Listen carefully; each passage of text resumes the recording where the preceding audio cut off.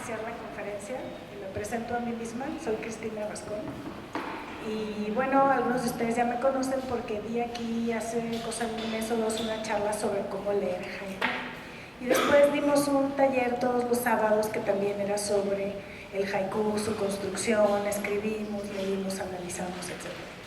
Entonces, bueno, he trabajado con la cultura japonesa hace ya varios años. En el 96 me fui a estudiar por primera vez a Japón, después fui a otros 2 programas y en 2004 obtuve una maestría en la Universidad de Osaka en políticas públicas. Y cuando regresé, 2004, y en ese año regreso a México y desde el 2004 imparto el curso Cómo leer a Haruki Murakami y otros japoneses, que también podría llamarse de qué hablamos cuando hablamos de Haruki Murakami, o podría llamarse Los secretos japoneses de Haruki Murakami. Y además doy el curso de haiku y otros géneros breves, ¿no?, de Japón. Entonces ya llevan varios años que he estado trabajando con ambos temas. Y la verdad, en ambos casos es un pretexto para conocer mucho más a fondo la cultura japonesa, las religiones, los íconos culturales, los clásicos, las lecturas del siglo XI, del siglo XVI, el teatro, las primeras novelas, las primeras colecciones de poesía. Todo eso tienes que repasarlo cuando estás leyendo un autor contemporáneo, no importa de qué país sea, siempre tienes que regresar a sus clásicos, ¿no?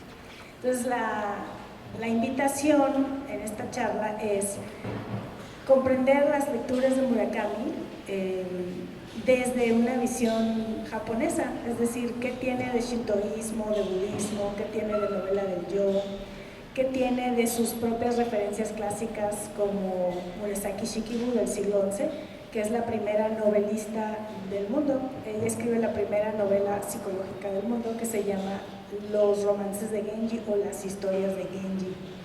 Entonces sí hay una relación muy directa entre esos clásicos y Haruki Murakami. Por otro lado, la percepción de Murakami en Japón y en el mundo ha sido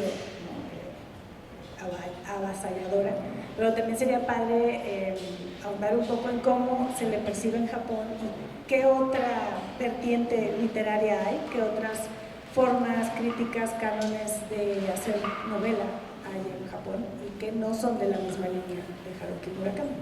Y eso es más o menos lo que vamos a abordar.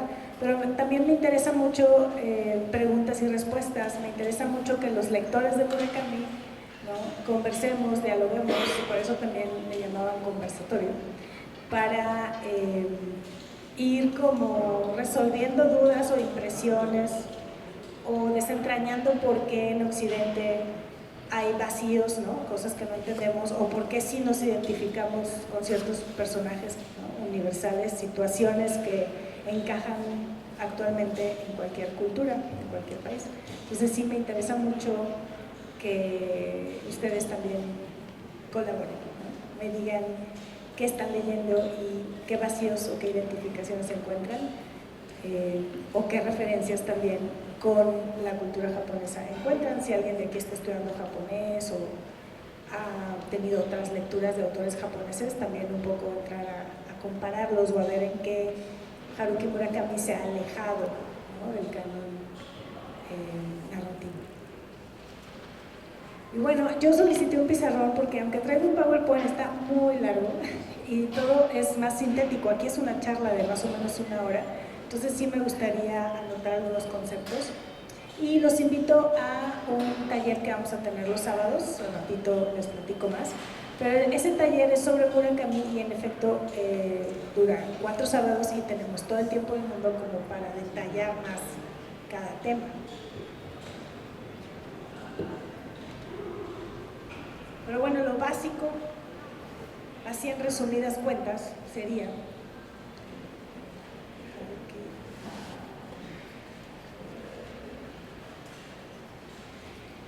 la relación de los escritos de Murakami con el Shinto, que es shintoísmo. Con el budismo también lo hay, pero es menor. La relación que puede haber de los conceptos de geisha y samurái para construir sus personajes. A lo mejor van recordando algunos de sus personajes, si se comportan o no con el código de honor samurái. Sus personajes mujeres son muy fuertes, incluso podríamos decir que las mujeres son las que son un poco samurái y el hombre suele ser más débil. El shintoísmo se relaciona con esos mundos paralelos que Haruki Murakami maneja, los sueños, visitarse entre sueños, etc. Los clásicos, siglo XI, Murasaki Shikibu.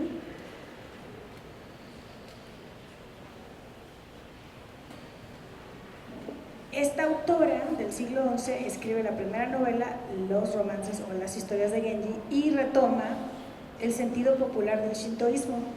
Ella fue la primera en escribir sobre esas vidas paralelas, tiempos paralelos o cosas que suceden en los sueños pero que despiertas y en otro lugar o en otra familia o en otra casa hubo un cambio en la realidad, ¿no? Eso es shintoísta, lo escribe Murasaki y lo retoma después Haruki Murakami. Incluso en Kafka en la orilla cita directamente los pasajes de Murasaki Shikibu, donde hay una mujer celosa que se aparece en el sueño de la nueva amada del hombre que esa mujer celosa desea, que es Genji. Y también hay otro tema que es la novela del yo,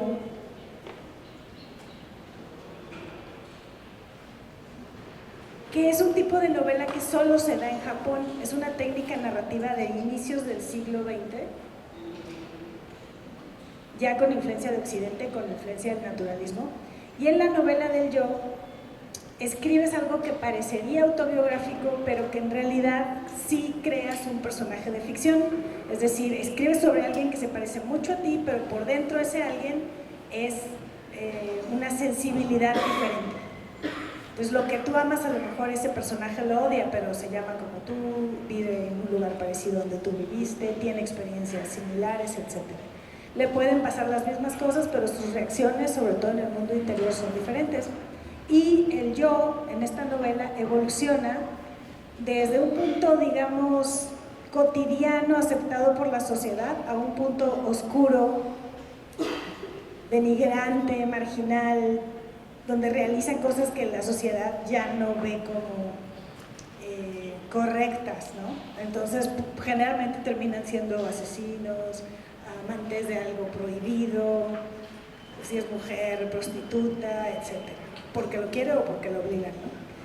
Pero entonces hay una devolución del yo, ¿no? Sin embargo, es una evolución narrativamente hablando porque se transforma el personaje, que es lo más importante en una novela. Y bueno, dentro de las obras de Haruki Murakami hay una que pertenece a este género, que es Tokyo Blues. De hecho, en Japón se dice que si no has escrito una novela del yo, no eres todavía un escritor hecho y derecho. Entonces, todas las novelas de Murakami están en este mundo surrealista, sobrenatural, ¿no? De mundos paralelos, se altera el tiempo, secretos de la gente que se van revelando, viajes en la historia, etc.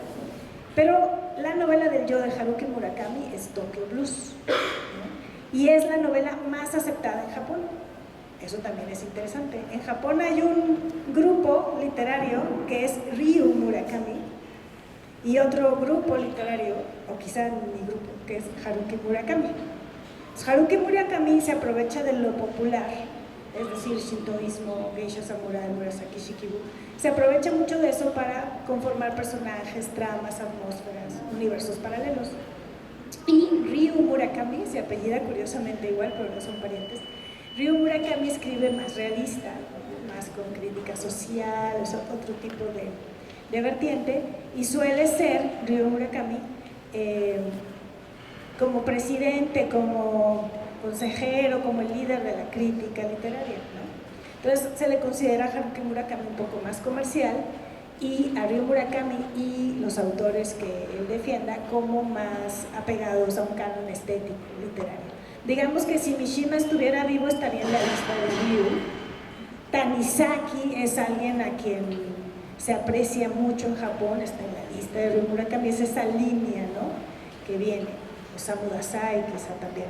Pero en Haruki Murakami pues lo relacionaríamos quizá con Manana Yoshimoto, tal vez con Ami Yamada, ¿no? Con una escritura muy inmediata, aunque ambos tienen reminiscencias de sus propios clásicos, y una escritura que no en el tema, sino en la forma, se parece a la occidental.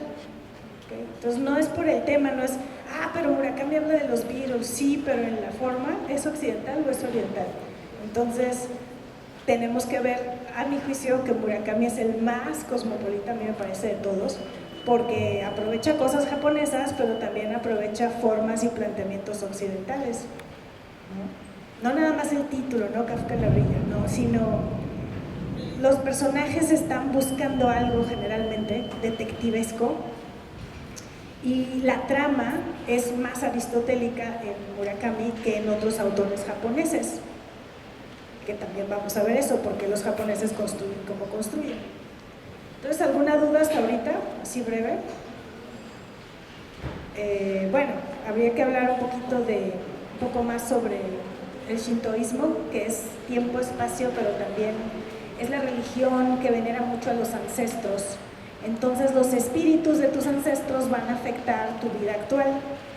Cuando llega el budismo a Japón se hace un sincretismo y el budismo japonés tiene también toques de shintoísmo.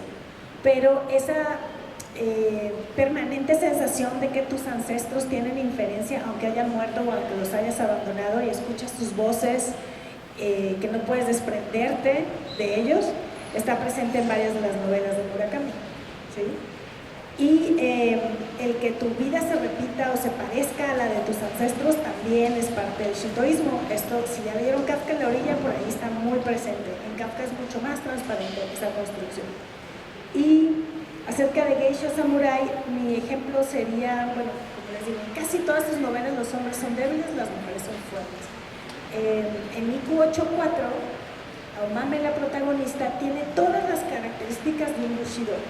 Y eso es importante porque en Japón, incluso en el cine japonés de Kurosawa, etc., los guerreros eran hombres. O sea, los samuráis, los héroes eran hombres, las mujeres eran las esposas del héroe, pero no eran casi nunca las heroínas de la historia.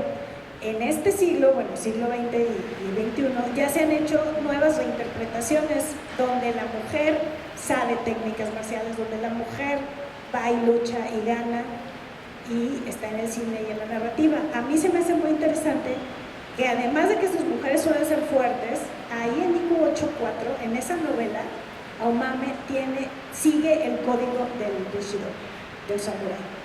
Y una vez más tengo el hombre contraparte, es débil, es seguidor, es tímido, es miedoso, ¿no? Y en la novela de Murasaki Shikibu, el amor era sufrimiento para las mujeres y placer para el hombre, que era Genji. O sea, Genji, como era noble, también podía tomar a las mujeres aunque ellas no quisieran, que también es un eje del libro, ¿no?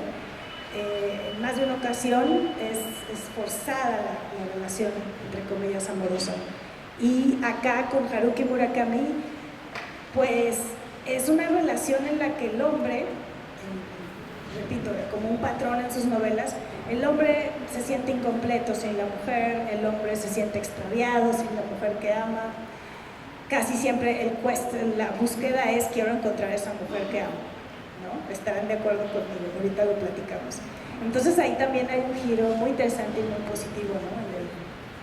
en la interpretación de género que da el autor. Y bueno, ¿qué nos pasa cuando leemos una novela japonesa? Murakami, ¿no? Generalmente sentimos que es lenta y que tiene más imagen que acción. Y esto viene de formas narrativas, musicales, escénicas que tenía Japón en sus orígenes. Japón se conforma como país en el siglo VIII, pero en el siglo XI, en el siglo XII, en el XIII sobre todo, ya florece el teatro no. Entonces hay una forma en el teatro no, una forma de narrar que es una forma no aristotélica, y eso me gusta mucho platicarlo en mis cursos. La forma aristotélica con la que contamos cuentos, con la que contamos desde la Ilíada, con la que nos reencontramos con el héroe, es introducción, desarrollo, clímax, desenlace, ¿no? Bueno, acá en Japón no es exactamente así.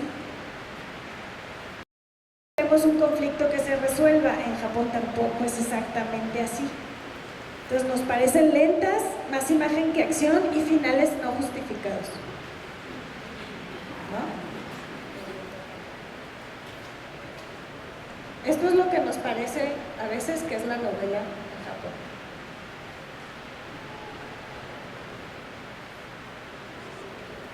Bueno, en el teatro no hay 3 movimientos, que es lento, medio y rápido. Dentro de cada movimiento hay otros 3, es lento, lento, lento, medio y lento, rápido. Medio, lento, medio, medio y medio, rápido. Y rápido, lento, rápido, medio y rápido, rápido. Y entonces lo que nosotros, bueno, lo que Japón siente como final es un ritmo apresurado, es por ritmos. Lo que siente como introducción es un ritmo lento y lo que siente como desarrollo es un ritmo medio. Entonces no es exactamente cómo se desarrolla el conflicto o se soluciona, sino cómo siento yo el ritmo de la narración de esa parte. Entonces por eso generalmente las novelas japonesas nos parecen muy lentas al inicio y demasiado apresurado al final. Mi mejor ejemplo es Una cuestión personal de Oe Kensaburo, ¿no?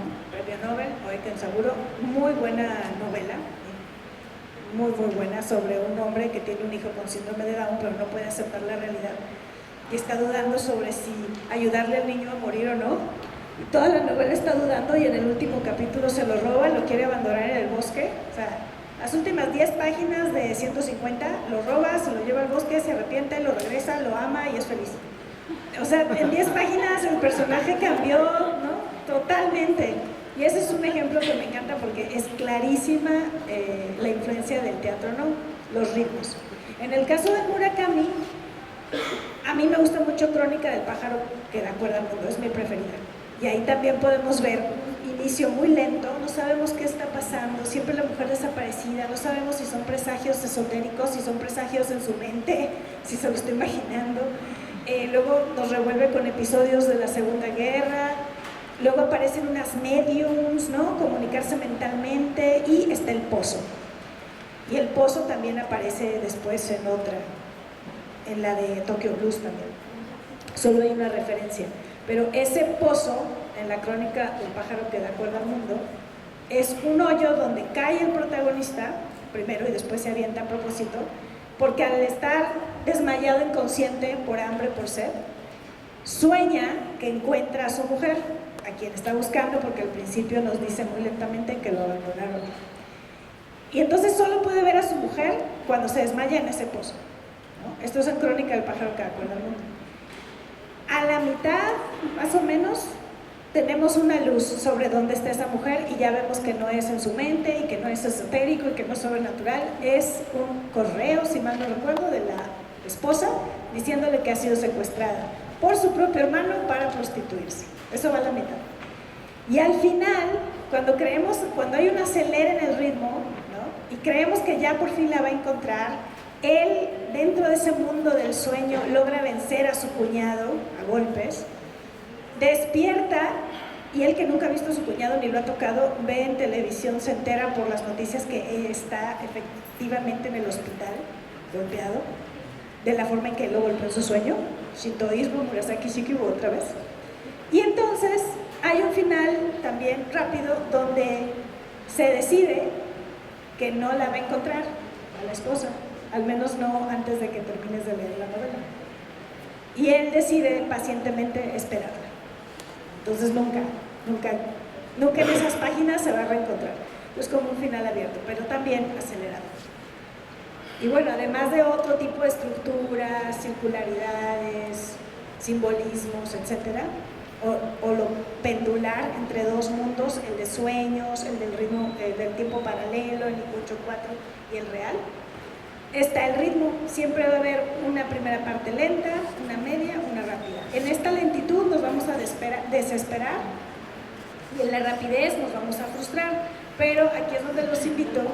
En el cómo leer, los invito a pues dejar de esperar una trama occidental, aristotélica, y aunque hable de situaciones occidentales, música, comida, ropa, viajes, nos está narrando un japonés que trae la voz de todo Japón.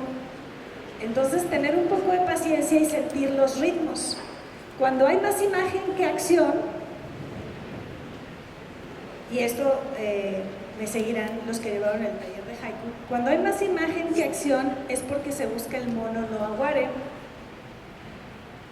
Y el mono no aware es un concepto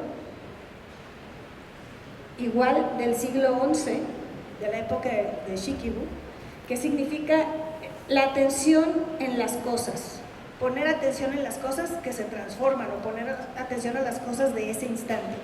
Es el alma del tanka, del haiku, pero también de la novela. Entonces, así como no puede haber en Japón un verdadero escritor si no ha hecho una novela del yo, es decir, donde alguien muy parecido a él evoluciona hasta tal grado que ya no se va a parecer a él y que además la sociedad nunca lo aceptaría porque lo que hace es denigrante, humillante, cruel, oscuro. Así también no hay una verdadera buena prosa y no hay un buen escritor si no hay mono no aware, porque el mono no aware es un concepto de estética, de crítica literaria, pero también es un concepto espiritual, digamos, ¿no? Entonces, si no pones atención a las cosas, ¿cómo vas a poner atención adentro? Si no estás en silencio, en vacío, ¿cómo vas a lograr tomar decisiones, transformarte, cambiar, amar, odiar, matar, etc.? Todo requiere, ¿no?, ese estado de silencio, de meditación, ese estado de contemplación. Es una contemplación muy activa el mono no aware. Y esto se encuentra en ese sentido de fotografía que tiene el haiku, ¿no? Las gotas de lluvia resbalando en la ventana, el olor de los cerezos esa mañana, o el día que entré a la cocina y tu mamá estaba cocinando y olía de tal manera, o ver el hervor de los espaguetis como cada burbuja revienta. Ese tipo de detalles son el mono no aware. Entonces a uno le puedes esperar porque dices, bueno, pero ¿y qué pasó? Pero la va a encontrar, pero ¿y entonces? ¿Pero se va a caer? ¿No se va a caer? ¿Se va a morir? ¿No se va a morir? El japonés te lo va a retardar mucho, no exactamente por misterio o tensión, sino para que disfrutes el momento presente con el personaje. Entonces, estos momentos lentos son de mono no aware. Y los momentos rápidos vienen también porque lo demoníaco, lo incontrolable, lo que te puede consumir desde adentro y transformarte en alguien que ya no eres tú ni eres amado por los que te rodean. Lo demoníaco es lo rápido en Japón y en el teatro no. Entonces, por eso los finales, y también la novela de ellos, son rápidos, porque ese demonio, ¿no?, te va a poseer. Cuando ya te va a poseer rápidamente. Entonces, lo lento está ligado a los dioses, lo medio está ligado a lo humano, y lo rápido está ligado a los demonios. Y en japonés es Ho-Ha-Kyu. Ho-Ha-Kyu.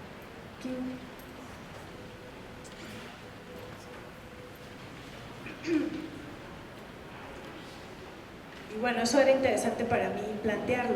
Y es algo muy personal, o sea, es algo, una conclusión a la que he llegado, que el teatro no, el haiku, el tanka, siguen muy vivos y siguen en la novela japonesa. En las novelas de Murakami todavía hay rasgos del cómo narrar a través del haiku, mono no aware, y de cómo narrar a través del teatro no. Primero te envuelvo lentamente, te hago que te olvides de todo. El teatro no es el teatro de las máscaras, ¿no?, muy shinto, donde era solo para la nobleza, y se pensaba que quien interpretaba al fantasma, al dios, en ese momento, con la máscara, era posesionado. No era que estuvieras actuando, eras como un medium, el espíritu se metía a ti.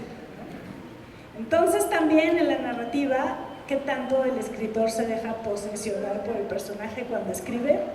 Yo creo que sí hay algo de eso, ¿no? O bueno, me gustaría que lo hubiera. Y bueno, sí me gustaría, no sé, podemos hacer un repasito de las novelas de Murakami, aunque ya más o menos por característica les fui mencionando. Sputnik, mi amor, puede ser un ejemplo, es una muy breve. Sputnik, mi amor, trata de un hombre que se enamora de una chava, pero esa chava se enamora de otra chava, Y al final las dos chavas se van de viaje y ya ni sale, el personaje del principio ya ni aparece, que también es algo del teatro, no, los personajes desaparecen o se transforman en otros. Entonces al principio hay un hombre enamorado en medio de dos mujeres que se conocen y a lo último estas dos mujeres se van de viaje y son amantes. Y el hombre no sé, ya no sabe, ¿sabes? ¿No? Y también hay ese tipo como de ¿y qué? ¿Pero por qué? ¿En qué momento? ¿No? Ese tipo de sensación nos puede quedar. Yo les diría que para leer a Murakami y a otros japoneses es dejar de esperar que todo funciona como lo he visto. ¿Qué es lo que nos pasa a los que nos vamos a Japón a estudiar, a trabajar, a vivir? Pues ya no van a ser las cosas como las has vivido y la lógica no va a ser la misma en la que has crecido. Entonces tener un poco de paciencia, disfrutar el mono no aguare, los instantes de imagen, y disfrutar los ritmos, decir, se está acelerando, eso significa que algo malo va a pasar y que ya se va a acabar, algo así. Y por acá había una pregunta. ¿Considerarías que los finales son muy rápidos o muy cortos? Porque el japonés trata de evitar esta parte maligna en las historias, pero todos no necesitan plantear un enlace. Bueno, los japoneses adoran lo maligno, ¿no? Adoran la onda de terror, fantasmas, demonios, pero el ritmo de esas cosas, bueno, el ritmo de los demonios es rápido, el ritmo de los fantasmas es menos rápido, ¿no? Es más lento, o medio. Si el espíritu es un dios es lento, si el fantasma es de humanos es medio. Pero sí les gusta lo maligno, o sea, lo disfrutan, esa oscuridad. Entonces yo más bien creo que es una cuestión estética, ¿no? O sea, si tú ligas lo acelerado del final ¿cómo te diré? Lo acelerado del final ya no está buscando quizá el mono no aguare, lo acelerado del final me está diciendo esa naturaleza que se estaba conteniendo el personaje y que ahora me va a dejar ver de él mismo. Más lo interior, ¿no? Y el mono no aguare es poner atención en lo exterior, tener la capacidad de ver las gotas en la ventana, etc. Entonces por ahí va como los rasgos, las caras, las facetas de las técnicas narrativas. ¿Alguna otra pregunta?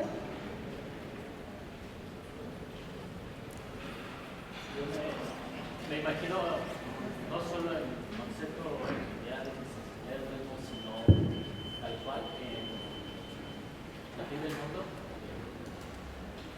inspirado por estas batallas, ya llega el tiempo en el que se va, lo que pasa es que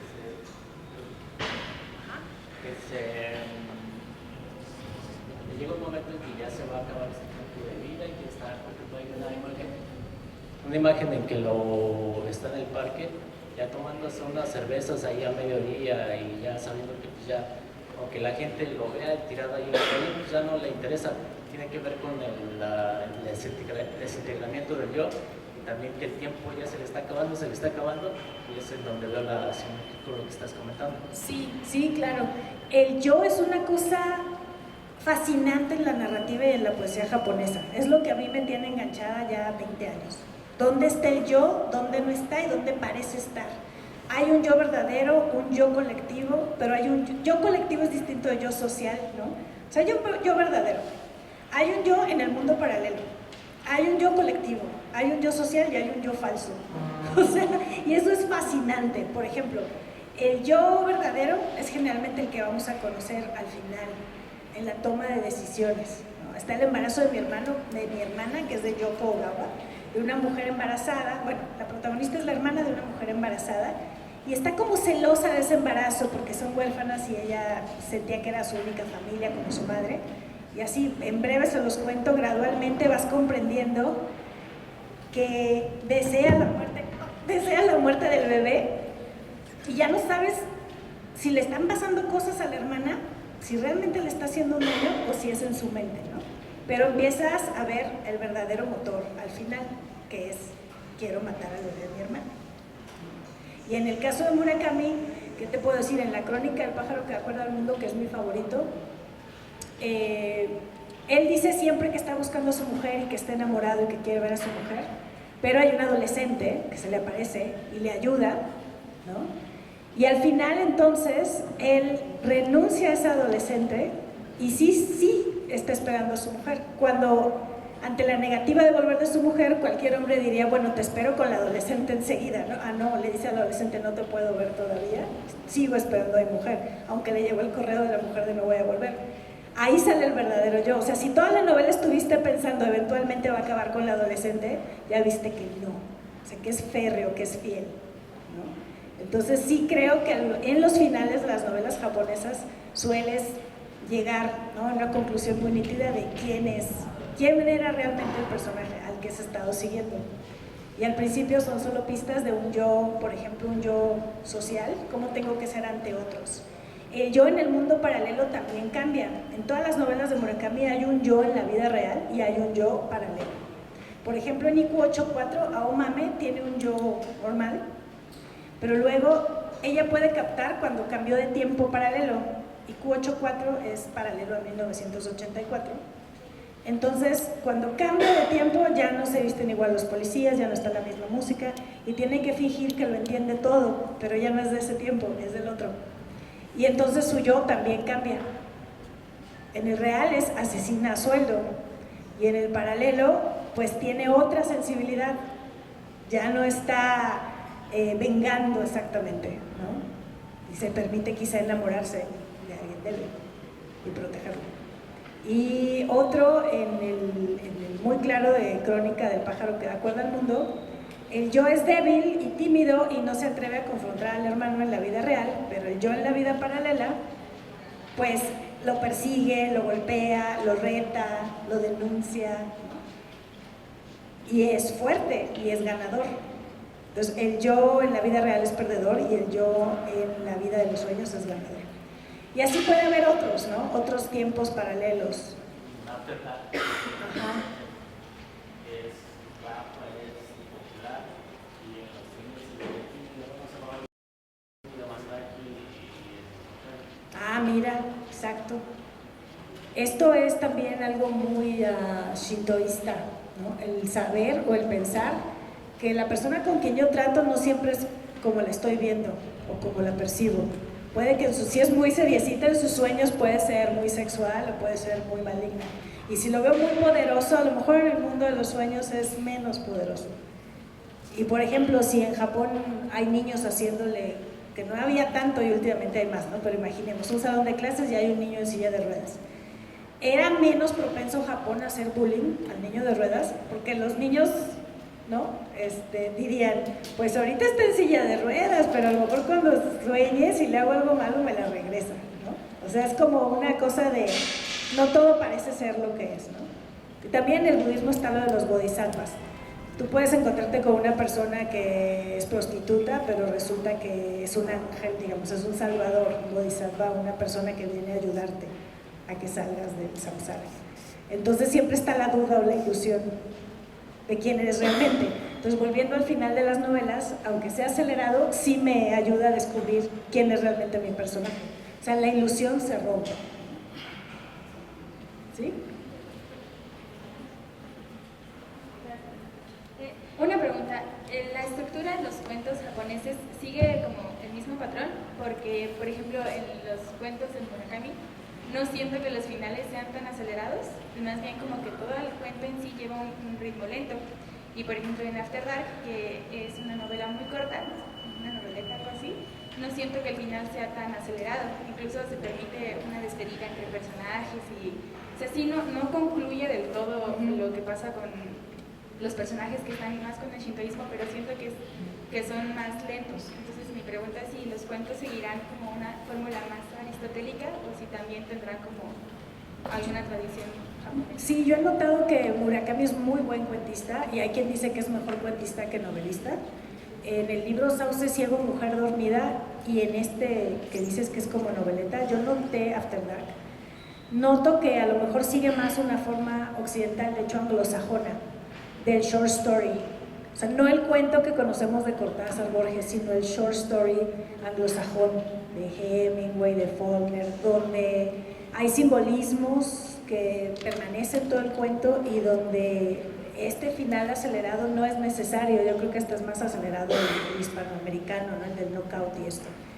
Pero sí veo en los cuentos de Murakami el doble mundo. me gusta poner siempre ejemplo, Rana salva a Tokio, que está en Después del terremoto, y Hanalei Bay, que está en Sauce Ciego, Mujer Dormida.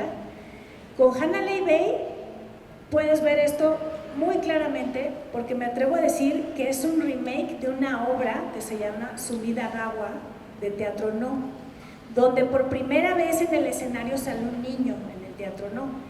Y no sería el único que hiciera cuentos a partir de Teatro No, Yukio Mishima también lo hizo. Entonces, estás en el escenario, hay una madre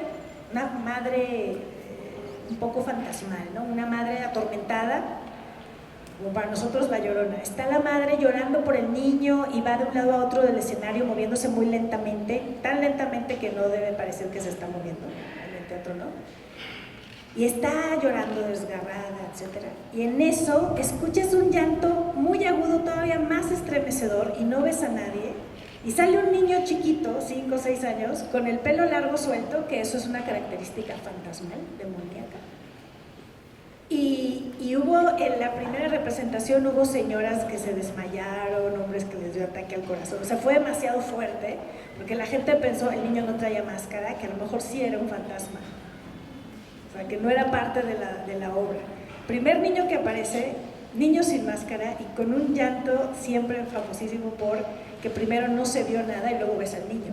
La madre corre a abrazar al niño y en un efecto, ¿no?, al estilo del teatro de Luis XIV, también en Japón tenían sus efectos especiales, se atraviesan mutuamente, entonces parecería que se traspasan, pero es un efecto en el escenario, siglo XIII, ¿no? Imagino. Y más, ¿no? Asustadísimo todo el público. Y al final lo que sucede es que nosotros sí vemos al niño, pero la madre no, nunca lo va a ver. Y lo mismo sucede en el cuento que se llama Hanalei Bay, es una bahía en Hawái. Creo que es si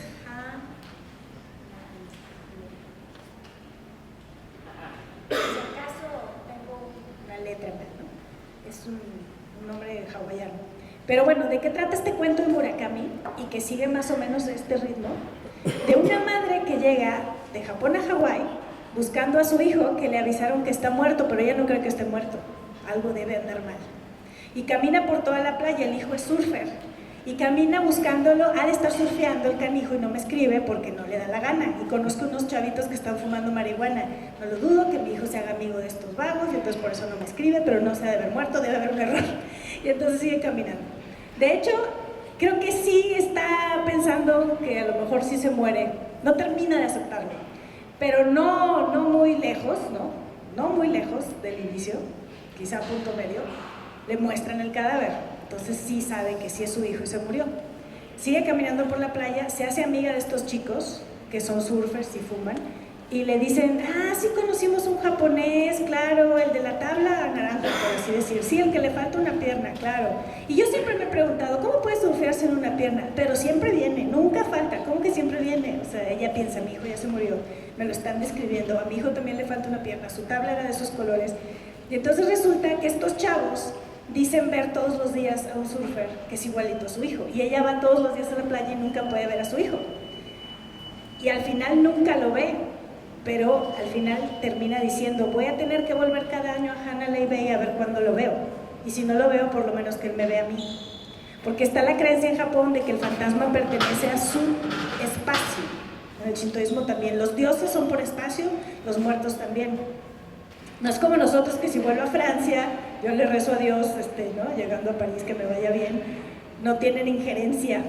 Es muy difícil, o sea, tienes que traerte todo el altar, se reproduce en las casas japonesas el altar, pero en realidad se supone que tus ancestros, los espíritus y los dioses están allá, en tu pueblo originario en Japón. Entonces, bueno, a ella le pasa lo contrario, yo estoy en Japón, pero mi hijo, el espíritu de mi hijo está en Hawái, pues voy a tener que ir seguido. Y ahí, por ejemplo, sí me atrevo a decir que es un cuento basado en Sumidagawa, ¿no?, una obra de teatro, no. Sí tiene un inicio un poco lento y un final un poco rápido, pero al mismo tiempo creo que la forma respeta la short story anglosajona. Hay una sensación constante de búsqueda de la madre y también el dejar, dice, es que es imposible que esté pagando la cremación con mi tarjeta de crédito, ¿no? O sea, al mismo tiempo está el mono no aguare, los detalles, el aquí y el ahora y una resignación. a que sí se murió, pero a lo mejor un día lo veo o él me ve. O sea, sí está ahí todavía, eso me gusta mucho en Japón, está el sincretismo, ¿no? Sí soy realista, ya entendí, pero en el fondo, ¿no? Mis cientos de años shintoístas me dicen que a lo mejor nos encontramos. Sí, igual me llamaba la atención porque, por ejemplo, los cuentos de Banana Yoshimoto, como Moonlight Shadow, igual es más como anglosajón y son muy similares a la estructura de autores como Fitzgerald. Murakami se la pasa hablando de Fitzgerald. Sí, y de Kafka, también tiene alusiones a Shakespeare y a Kundera, aunque a Kundera son muy sutiles a través de la música. Banana Yoshimoto es lenta, sus textos son lentos, tiene mucho mono no ware, situaciones de olor, de vista, de sabor, los 5 sentidos, el mono no ware, pero Banana Yoshimoto retoma un poco otro clásico que es Seishon Nagon. Más que Murasaki Shikibu, retoma Seishon Nagon, quien llevó un diario en el siglo XI que se adelanta al ensayo creativo, ¿no? Y que nos da listas de situaciones o de sensaciones. Entonces por ahí siempre hay algún eco, ¿no? De las bases de Japón, que son Haiku Tanka, Murasaki Shikibu y Seishon Nagon, son como las bases. Y ya unas bases más modernas son Junichiro Tanizaki, ¿no? Que es retomado por autores de fines del siglo XX y XXI, también como un padre, como una guía, ¿no? Sobre qué quiero decir y cómo lo quiero decir, que está muy ligado a las sensaciones. Por acá había otra pregunta, ¿sí? Muchas gracias, muy interesante. Quería preguntar qué opina del cambio de roles que está viendo. Por ejemplo, que se comentó que las mujeres japonesas ya pasaron a ser como las protagonistas. Igual siento que ha habido mucha injusticia histórica contra las mujeres, por ejemplo, que las ligas de deporte sean de hombres, todo gira en torno a los protagónicos, los directores de cine, los escritores, que ahora están dando el poder a las mujeres, también los que escriban sean hombres. Entonces, ¿cómo debe ser el cambio para que haya una igualdad de género? No sé, digo, en Japón porque están un poco más avanzados en eso, pero se nos hace muy importante que es la época de las mujeres, es la idea de que las mujeres están teniendo su oportunidad histórica, ¿no? No sé. No, es algo general, es universal, sucede mucho en el cine y en la narrativa. Cuando salió la de Star Wars, la nueva, me acuerdo que le aposté a mi novio, le apuesto que la heroína tiene que ser mujer, va a ser la mera, va a ser la que pelee y le gane a todos. Y sí, o sea, hubo una mujer por fin fuerte, porque antes no la había. Sí luchaba un poquito, pero era rescatada por Han Solo, ¿no? Y entonces ahora lo que vimos también en Japón es que se reinterpreta, y entonces hay películas, no me acuerdo ahorita del nombre, pero hay películas donde ahora la mujer es la samurái, la que lucha, o se viste de hombre y sale a luchar, ¿no? O toma las decisiones, o lleva toda una casa feudal. O sea, ahora, a fines del siglo XX y principios del XXI, se hacen películas ambientadas en el siglo XVI, donde es la mujer la protagonista, lo que no sucedió, ¿no? En la primera mitad del siglo XX y en la época de oro del cine samurái, 50, 60. Eso es muy interesante. Y en narrativa yo sí celebro a Murakami, que sí nos está mostrando hombres que no se atreven y mujeres que siguen el código samurái. Ahora, en Banana Yoshimoto, autora mujer, o sea, ella es la primera en abordar un transexual, ¿no? En su novela Kitchen. Entonces también me están hablando de mujeres que están ellas mismas gestionando el cambio de roles, ¿no? No es que el hombre le dé la palabra, sino que ella dice, yo le doy la palabra a un transexual. Eso también fue muy revolucionario. La novela Kitchen es la que más ha obsequiado Japón a diplomáticos de otros países cuando visitan Japón.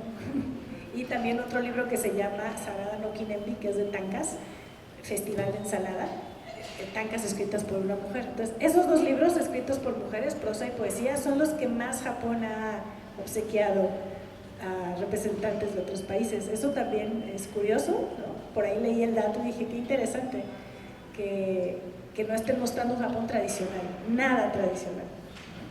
Y bueno, es universal ahorita, que se estén buscando heroínas, narrativamente hablando, que sea la mujer la que tome decisiones, la que pase por una crisis, la que esté a punto de morir, sobreviva, se sacrifica por otros. Todas las características narrativas del héroe ahora se le adjudican a una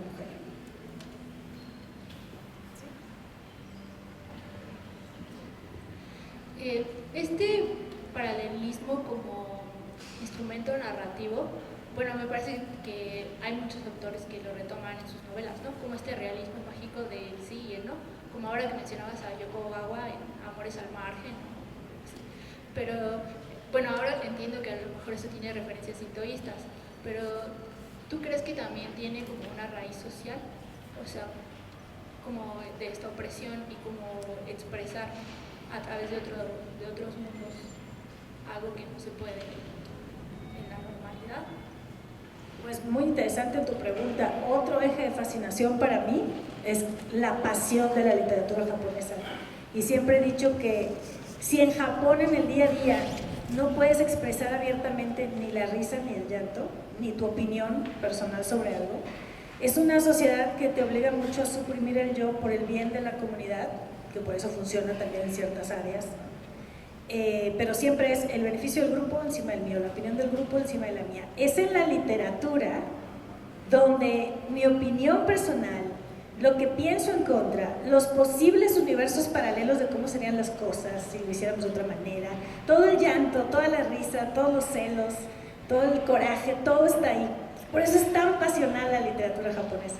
Entonces el primer mundo paralelo que muestra lo que no vemos en el día a día es cualquier novela, cualquier cuento japonés, ¿no? O cualquier poema japonés. Entonces desde ahí ya está ese mundo que no puedes ver, o sea que subyace en el mundo del protocolo, la sonrisa, la reverencia, subyace lo que después lees en las novelas, ¿no? Y por eso es fascinante para mí, porque es una sociedad, un individuo contenido que dice aquí no hay censura, y eso sí, en la literatura japonesa no hay censura. No hay la culpa que hay en Occidente, ¿no? No está esta narrativa de culpa de me enamoré de un adolescente, Lolita, pero culpa. Voy a matar a no sé quién, sí, pero culpa. Le voy a ser infiel a mi marido, ay, pero me suicido, ¿no? O María. Entonces, no, en Japón es voy a hacer esto, y en este mundo de las novelas no hay culpa, probablemente tampoco en el sincretismo shintoísta, budista, que no viene de un concepto judio-cristiano, etcétera, tampoco es esa la percepción, ¿no? Entonces, ese es el primer mundo alternativo. Y lo otro, este mundo shintoísta donde en los sueños pueden pasar otras cosas, pues a lo mejor esa injusticia hacia la mujer, ¿no?, se convierte en los sueños muchas veces en venganza. A la mujer en el budismo se le considera un ser muy cercano al demonio porque es celosa, apegada, porque interrumpe al hombre de su contemplación, etc. Es una visión budista de un poco la mujer es la que nos jala, ¿no?, la que nos saca, que sucede en otras religiones también. Pero entonces, en los sueños, la mujer se puede vengar de haber sido callada, de haber sido oprimida, de haber sido, ¿no? Pero no me parece a mí la mejor solución ni el mejor mundo posible alternativo, ¿no?, la venganza. Debería ser, obviamente, la cooperación, ¿no?, del diálogo. Pero bueno, la literatura está para decirnos todo lo que no podemos decir, o sea, todo lo políticamente incorrecto y lo que haría que nos matáramos unos a otros, sí lo puede decir un personaje en un libro, ¿no? Pero yo no, lo mismo yo no se lo puedo decir a mi mamá ni a mi pareja porque explota, ¿no? Entonces creo que ahí está la primera, yo le llamo como grieta, ¿no? La primera grieta por donde se salva o se sana cualquier sociedad, ¿no? Y algo padre que está sucediendo en este devenir de la literatura y la equidad de género, que se liga también a la pregunta de ella, en China, por ejemplo, también hay una situación, ¿no?, incluso creo que más fuerte antes, y en el siglo XX hay una equidad de género muy fuerte, incluso más alta que en Japón. Pero el punto es que los primeros novelistas chinos ponían obviamente objeto como víctima, como sumisa. La mujer inteligente tenía que saber vivir en esa sumisión y opresión, ¿no?, para crecer, ser amante de, ¿no?, para estar bien, ser concubina, ser la segunda esposa, era una aspiración muy loable porque así salvabas a tu familia del hambre, etc. Pero ahora, en la narrativa china actual, la mujer es la victimaria, la que oprime, seduce, engaña o mantiene de segundo al hombre. Entonces también en Japón se está dando eso.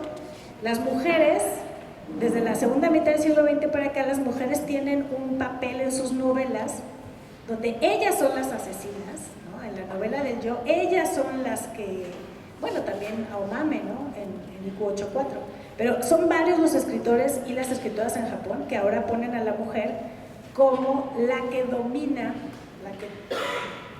en esta oscuridad, ¿no? En la que dominar es ser la asesina, ser la infiel, ser la que engaña, ser la que sale ganando en una empresa, en un fraude, este tipo de cosas. Pero yo creo que es un balance, ¿no?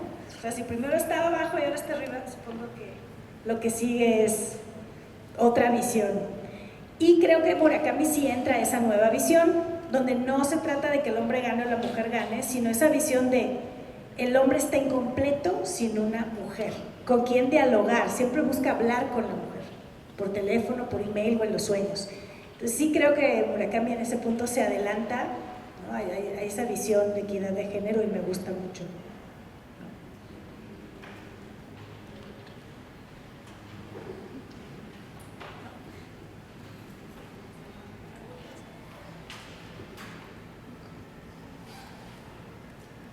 Bueno, y continuando, ¿cómo leer a Murakami y a otros japoneses? Sí está bien darnos una vuelta por shintoísmo, está bien darnos una vuelta por Murasaki Shikibu, leerla. Está bien no leer solo una obra, sino varias. Y dentro de las novelas de Murakami les recomiendo mucho Kafka en la orilla. Kafka en la orilla revela sus técnicas de construcción de personaje, de novela y de mundos paralelos. Si no han llegado a ese, les va a aclarar lo que otros a veces deja ambiguo,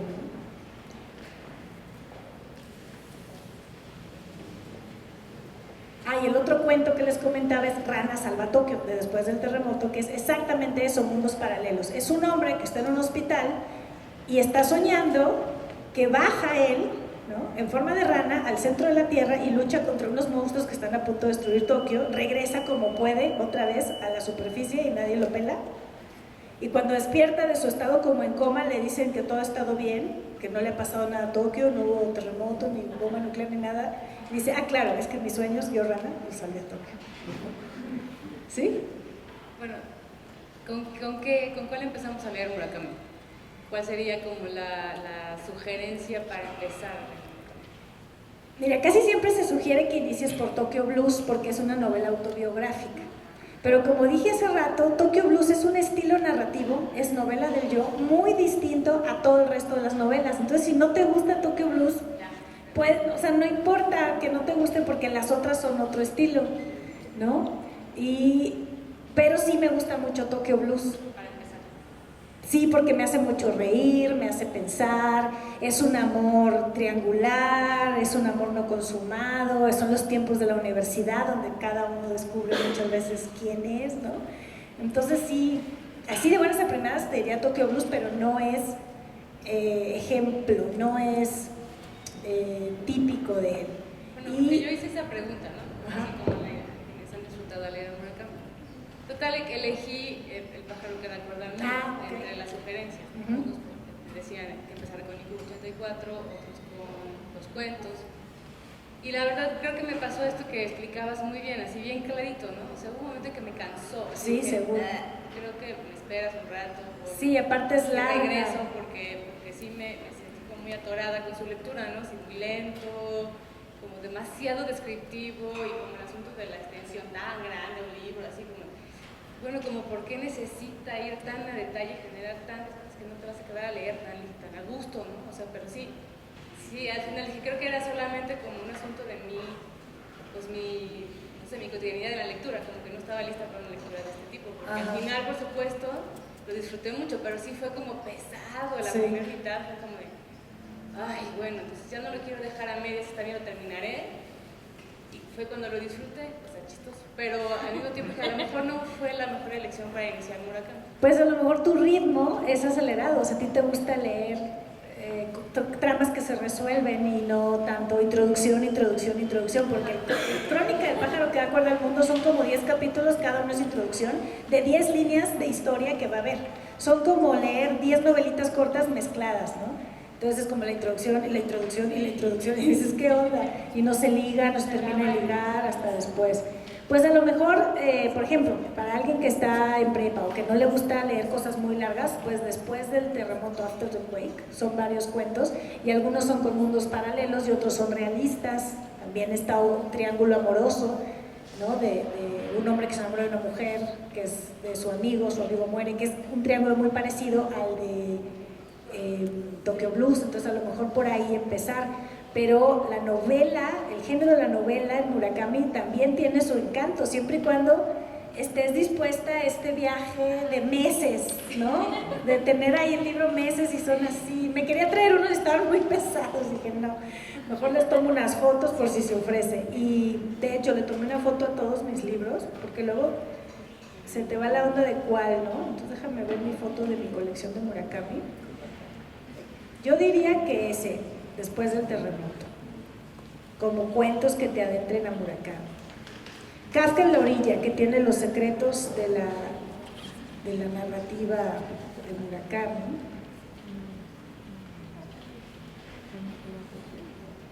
Y bueno, hay uno que se llama, yo no he leído, me lo han recomendado mucho, una novela que es más realista, los hombres que no podían amar a las mujeres, algo así. Pero se parece mucho el título a la trilogía de Larson, sí, ¿no? Entonces, yo no he leído ese, pero amigos muy cercanos, escritores, me han dicho, wow, es otro Murakami. O sea, es otra onda, no es cosa sobrenatural, ni fantasía, ni mundos paralelos, es como más realista. Y creo que por ahí también seguiría la línea de Tokyo Blues, quizá, no por novela del yo, pero por realismo, búsqueda de la mujer, ¿no? Concreción del amor. Pero sí, después del terremoto votaría por esa. Sí. ¿Otra pregunta? ¿Sí? La crónica del pájaro sale un personaje, en cierto punto es la persona que presenta un acto de magia en un bar. ¿En un bar? Ajá. Ay, a ver, recuérdame. Sí, algo como que se quema la mano o algo así, y después el personaje principal se lo vuelve a encontrar y lo sigue. Y llegan a una casa abandonada y entran y empiezan a pelearse el personaje principal, y él nunca he entendido qué hilo o qué representación tiene ese personaje, nunca. O sea, Pero ese personaje no es el mudo, no es el chavito mudo, hijo de la medio. No, nunca lo he leído 2 veces y siempre en esa parte es como, bueno, ¿y qué quieres decirme tú? Entonces, quería saber si tenías No me alguna- acordaba de ese. Pero lo que sí que en la crónica del pájaro que da cuerda al mundo hay una circularidad de historias y hay una especie como de reencarnación, impostación. Entonces pudiera ser que ese hombre con el que se pelea es una representación de otro, por ejemplo el cuñado Wataru. O sea, por fin puede pelearse con alguien. Entonces, aunque no sea el cuñado Wataru, pero es un hombre con el que me puedo pelear, ese tipo de traslados. O por ejemplo el chavito que no habla, de pronto leemos sueños, ¿no? No sabemos quién está soñando, leemos sueños de un niño que se levanta y no le sale la voz. También esa parte donde entierran El corazón, a mí me encanta. Bueno, nunca te lo dice, pero mi conclusión es que es el hijo, Cinnamon, ¿no? Es el hijo de la medium, que es un sueño, entonces en el sueño pueden pasar las cosas más extrañas, el niño se levanta y entierran un corazón palpitando abajo de la tierra, o sea, es un sueño, entonces todo puede pasar, pero lo que yo pensé es un niño que pierde la voz y entierra el corazón, y ahora lo vemos como un joven huraño que no habla, que escribe en la computadora, y curiosamente escribe en la computadora cosas que le pasan al personaje que estamos siguiendo. Entonces hay ahí quizá una metaficción, o sea, estoy conociendo a quien escribe mi historia, porque él escribe, quizá tenga capacidades como su madre de leer la mente. Entonces está todo eso, no me acuerdo de ese del bar, pero sí podría ser que es una traslación. O sea, hay personas que representan a otros personajes, como el coronel o el soldado a quien desollan en el capítulo 2 o 3 y no vuelven a retomar jamás. Bueno, a lo mejor es porque después viene la violencia que él no es capaz de realizar, pero que ancestros suyos sí pudieron hacer. O sea, son ligaciones difíciles a veces de ver, pero viene por ahí, y eso también puede ser como un dejo del shintoísmo, ¿no? Muchas gracias. ¿Sí? De lo que comentaba la chica, creo.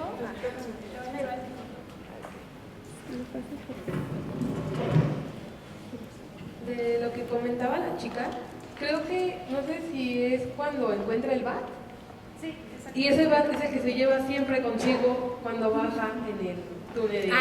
Pues ahí en el está. pozo. Claro, Ese entonces sí sentido. está relacionado con la confrontación Ajá, al porque cuñado. cuando va a golpear al tipo dice que encuentra un bat ahí y se lo lleva con él. Pero el bote es una cosa y el personaje es otra. O sea, y haberlo encontrado desde antes en relación con el bote. ¿No? Claro, pero es que es una traslación, o sea, Es como un regreso, yo creo. Donde ahí sí. se encontró el objeto con el que va a Sí. matar al otro tipo. Sí, o sea, yo por fin me pude enfrentar a alguien y el bat que está ahí, donde yo fui fuerte, me lo llevo y es mi arma con que voy a vencer a Sí, mi gran porque enemigo. siempre está con él en el pozo, nunca lo deja. Sí, el bat es su salvación, es con lo que logra vencer a Guantánamo. ¿Sí?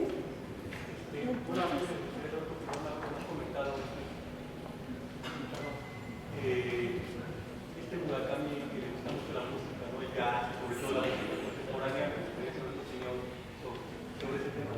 Sí, sobre la música. Sí, claro, la música es un personaje más en las novelas de Murakami. Bueno, Murakami era dueño de un bar en Kobe. Entonces él no se formó en letras, él no pertenece a ese mundo académico de crítica literaria, sino que sus personajes son muy de la calle y eso es algo importante también que tengo que comentar. Pues, ahorita voy más a lo de la música, pero los personajes de Murakami son gente que hace trabajo de medio tiempo, son secretarias, son desempleados y no es el típico profesor de universidad al que le pasan cosas, que es lo que antes pasaba en muchos de los novelistas japoneses, que hablaban de su ambiente y eran estudiantes y profesores de letras. Entonces Murakami habla de prostitutas, de bartenders, ¿no? de otro tipo de Japón, y es un Japón clase media, es un Japón accesible, es un Japón que quería verse representado en su narrativa y ahora se ve más claramente. También es uno de los factores de éxito de Murakami, ¿eh? Pero bueno, respecto a la música, él regentaba un bar en Kobe y entonces en Kobe hay un festival de jazz muy importante. Entonces él creció con ese festival de jazz cada año, él creció con músicos que venían a su bar y le pedían música y él fue aprendiendo sobre música occidental ahí, en su bar. Además en Kobe hay muchos extranjeros, músicos, artistas, etcétera. Es un ambiente muy cosmopolita. Entonces él decía que se quedaba en su bar hasta la madrugada, sacando cuentas, cerrando, y que eran con esas personas con las que conversaba y aprendía de música. Bueno, lo que yo he visto de la música es, bueno, por supuesto los Beatles, rock, jazz y también música clásica. Me puse una vez a investigar al principio, creo que es al principio de IQ 84, que venía una música clásica, me puse a investigar del autor y resultó que esa misma música la usaba Kundera también en sus novelas. Y dije, esto no puede ser casualidad, ¿no? Entonces habría que ver, sería un estudio interesante, qué música nos remite a qué obras o qué música nos remite a qué periodo de la historia o por qué cierta música es la preferida de los personajes, ¿no? Hay un libro que se llama El Japón de Murakami y fue escrito por Carlos Rubio. Recuerdo que vienen secciones de los paisajes, las religiones, la comida, quizá venga un fragmento de la música, en este momento no recuerdo, pero sería una de las fuentes a consultar. El Japón de Murakami es como una serie de notas al pie, todas conjuntadas, o sea, por dónde andan los personajes o qué características culturales o íconos, ¿no?, de religión, de literatura se nos escapa, como para imaginar más el contexto. Pero gracias, buena pregunta. ¿Alguna otra por acá? Uy, hasta acá. Sí. Bueno, con todo y al shintoísmo y al paralelismo, ¿considerarías que los libros de Murakami son buena referencia del estilo de vida de la gente cotidianamente y la gente más común para el lector? Sí, sí. Pero precisamente por lo shintoísmo, no aparte de eso. Sí, claro. Es como en México, ¿no? Ser católico tiene influencia en la vida cotidiana, ¿no? Me refiero por la parte fantasiosa, pues digo, eso no me va a dar ninguna idea de cómo viven el día a día. Más o menos sí, porque eso es a lo que voy. O sea, aquí en México si le quitas el catolicismo no pensaríamos igual, no actuaríamos igual, no sintiéramos igual. Entonces, con el shintoísmo en Japón penetras lo que en la vida diaria quizás no te dicen, pero sí están sintiendo, pensando y a veces reaccionan, ¿no?, de ahí, del budismo y del shintoísmo. O sea, en el metro la gente no mata una araña, se hacen todos a la orilla y dejan pasar la araña, porque son budistas, ¿no? O sea, son cosas que dices, ¿qué? O la gente va al teatro, no, y sí escenario. Obviamente habrá quien diga, no, soy racional, no es un espíritu, pero te estremeces porque dices, ¿y qué tal que sí? ¿No? ¿Qué tal que sí se está posesionando el actor? Entonces sí hay algo, ¿no? Y lo otro, que sí creo que representa como una población común, una cotidianidad, pero también se sale de lo normal. O sea, los protagonistas son atípicos. Trabajar de medio tiempo, estar desempleado, estar divorciada, ser prostituta, pues no es lo típico. No es lo típico en Japón, no es el promedio. Pero es un grueso de la población que frecuenta bares en la noche. Se dice en Japón que hay gente de día y gente de noche, ¿no? Entonces yo cuando era estudiante me decían, ¿qué? ¿Vas a ir a bailar a un antro? Y yo, sí. Ahí va gente que no es estudiante. O sea, los estudiantes hacen otras cosas, son gente de día, ¿no? Y, o sea, a lo mejor van a bailar, pero a cierto lugar donde van puros estudiantes de la universidad. Y decían, no, yo voy a ver a quién conozco. Y era como muy extraño, porque iba a convivir con gente que se hace tatuajes, iba a convivir con gente que tiene una banda de rock, con gente que no está estudiando ni trabajando, iba a convivir con gente que no era de la gente que estudia en la universidad, en la oficina, o es profesor. Ese es otro ejemplo.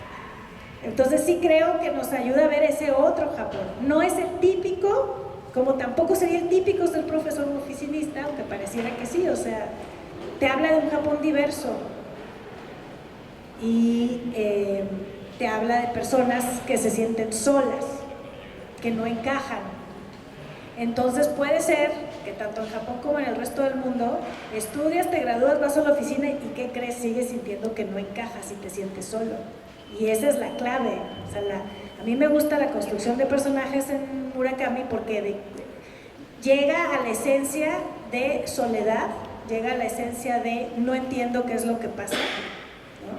Y físicamente desaparece a sus mujeres, pero te está hablando de lo que sucede incluso con tu pareja a tu lado, que es me siento solo, no sé quién es esta persona, ¿no? Me quiero comunicar, me responde otra cosa, no me responde. Entonces, por eso ha pegado en todo el mundo. Esa es la esencia del día a día, ¿sí?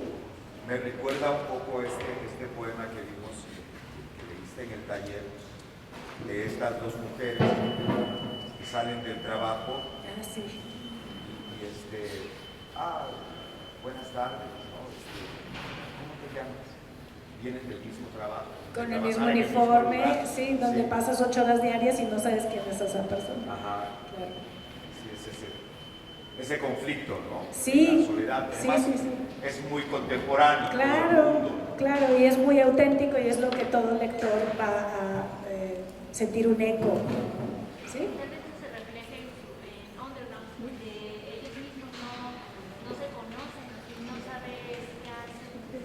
Claro. Cómo trabaja y ellos mismos se avisan. Sí. Ahí se refleja bastante en esa serie de entrevistas. No lo escribió por la forma en la que preguntó. Sí. Sí, ese libro también es bueno para entender a Murakami, el de qué hablo cuando hablo de correr, también, ¿no? Es una serie, se le llama ensayo, pero más bien es un conversatorio, es Murakami hablando desde sí mismo acerca de lo que escribe y por qué corre y cómo corre, ¿sí? Bueno, quiero saber cómo lo interpretas tú. Yo a los pocos libros que he leído de Murakami lo siento como taimado, débil, atípico, que no encaja, depresivo. Él, la verdad no sé, pero él vivió en algún momento algo fuerte, cayó en la depresión, algo por el estilo. Bueno, de eso te puede hablar en el libro de qué hablo cuando hablo de correr.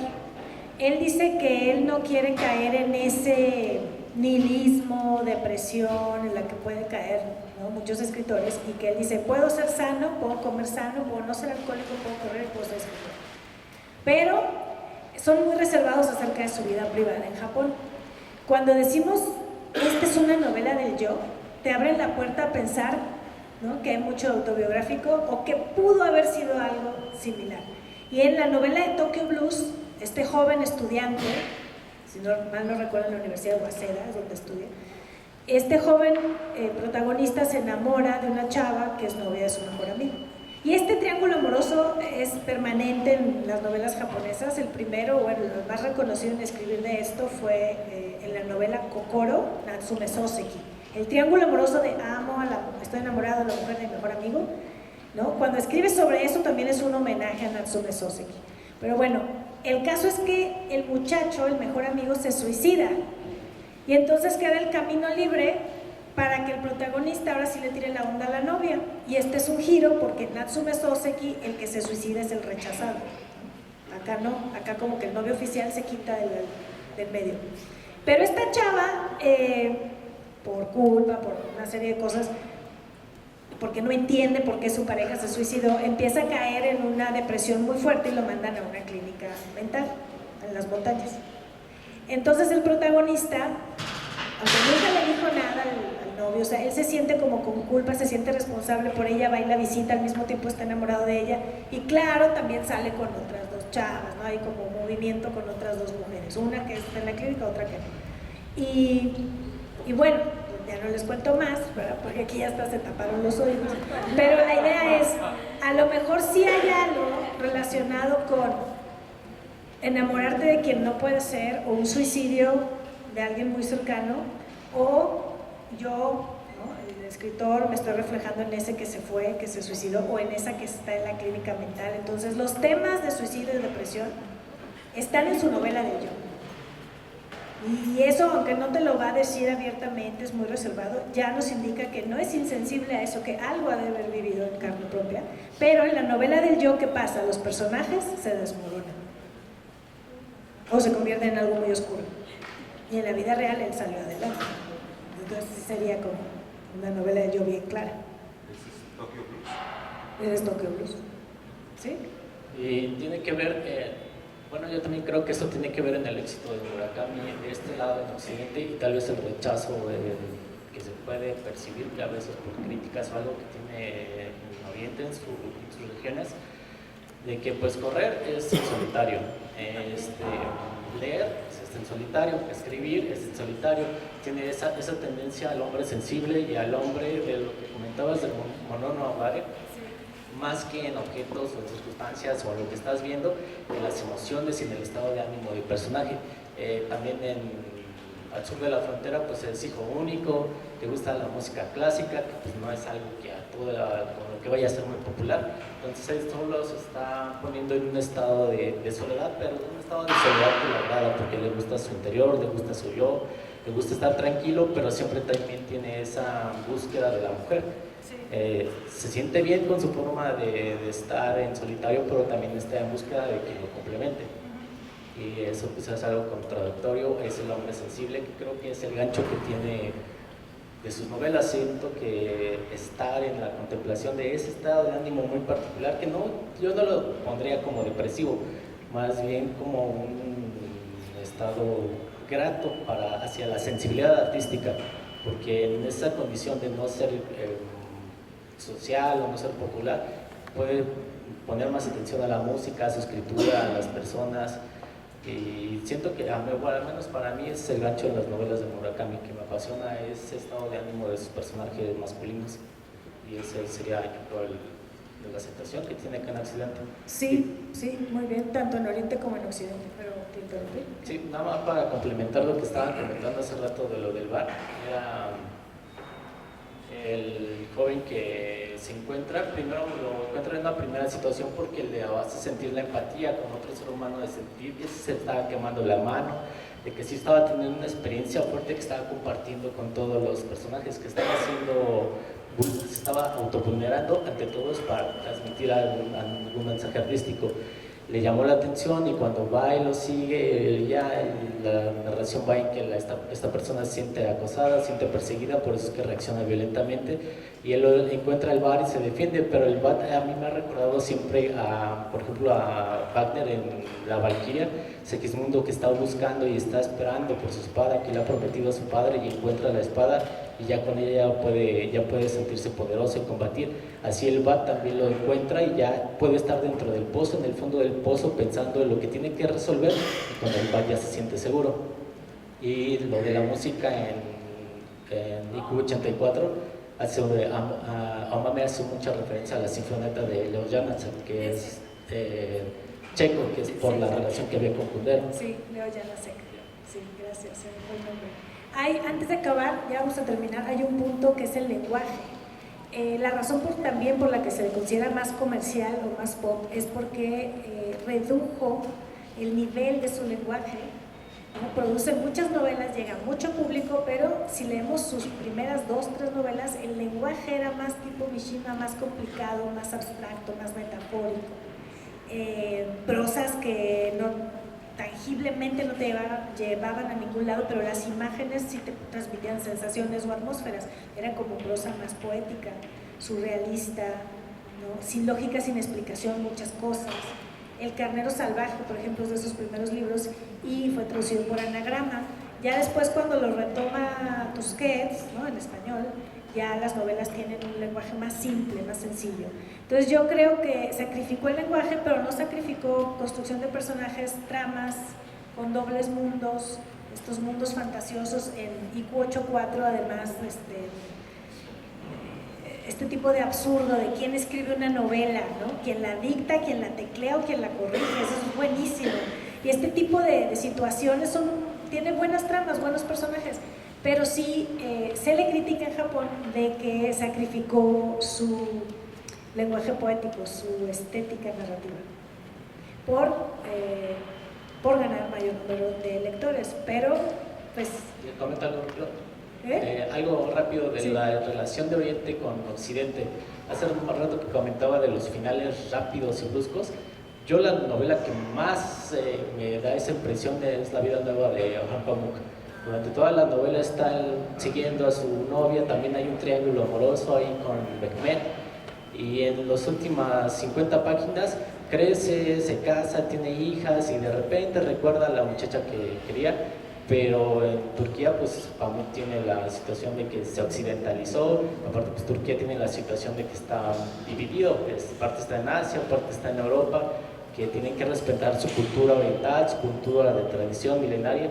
Supongo que la crítica negativa a Murakami en Japón tiene también que ver con eso, porque lo quieren ligar a tradiciones muy antiguas, una forma de narrar algo muy Yukio Mishima, y el que se haya puesto, que se haya convertido en un vendedor de bestsellers, como que lo denigra, aunque no está dentro de la categoría de escritores que escriben para vender libros. Realmente sí se encuentra una técnica y un arte en sus novelas.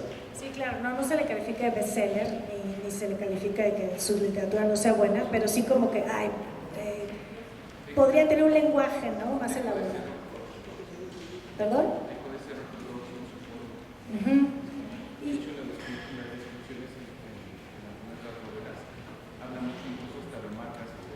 Sí, lo he notado, sí. Ropa, carros, comidas, marcas de té, nombres de café, sí, muy occidental. Pero eso no me hace ruido. Se me hace muy interesante que en realidad sí estamos ante un autor cosmopolita, global, que mezcla Occidente con Oriente en las formas. Cómo construir personaje, cómo hacer una trama y mi lenguaje narrativo, eso es lo interesante, ¿no? Lo más interesante para mí. Entonces, tiene rasgos shintoístas y de clásicos japoneses, de dobles mundos, pero también tiene rasgos de formas anglosajonas o formas francesas, también tiene búsquedas occidentales. Entonces, en realidad sí estamos ante un autor, a mi juicio, que envuelve, ¿no?, ambas tradiciones, Oriente y Occidente. Entonces, por eso a veces no, aunque ha tenido muchísima aceptación en Japón y en Occidente, hay vacíos en el lector occidental y hay vacíos o rechazos en el japonés, porque en algo nos va a salir con cosas inesperadas, ¿no? En algo va a romper la expectativa y eso también es interesante. Es un ecléctico. Sí, una licuadora. Bueno, pues aquí terminamos, les agradezco mucho su participación. Me da mucho gusto que también llegaran ya con algunas novelas leídas, porque la idea era esa, platicar sobre novelas que ya hemos leído, y todos nos vamos con nombres, ¿no?, de libros a leer, de Murakami o de los clásicos. Y bueno, los invito al taller, que vamos a ver todo esto mucho más detalladamente, 4 sábados, empezamos este sábado 13 de agosto a las 10 de la mañana aquí en la biblioteca, por si gustan inscribirse, ¿no? Es aquí. Ah, ya está lleno. ¿De cuánto fue el cupo? 25. Ah, no sé si es amplio, es un grupo amplio. Bueno, pues muchísimas gracias a todos. Gracias.